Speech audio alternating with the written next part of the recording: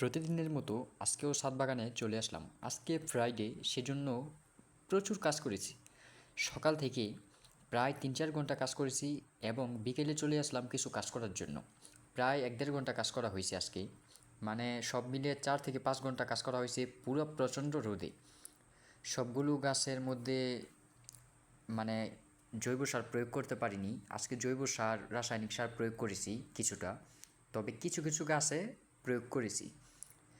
যেই গাছগুলোতে মানে পুরনো গাছ ছিল সেইগুলোতে, নতুন অনেক গাছ আছে সেগুলোতে করতে পারিনি, মাটি আলগা, সেজন্য মাটিটা আগে মিল মতো বসুক তারপর। তো আমার বাগানের সবগুলো গাছই মাসাল্লাহ বেশ বড়সড় হচ্ছে, ভালো হচ্ছে, ফল ফুল হচ্ছে, চমৎকার, খুব ভালোই সতেজ আছে। তবে জৈব এবং রাসায়নিক সারের প্রয়োগটা অবশ্যই প্রয়োজন, যেহেতু ছাদের ভিতরে গাছ রোপণ করি, সেজন্য মাস্ট জৈব এবং রাসায়নিক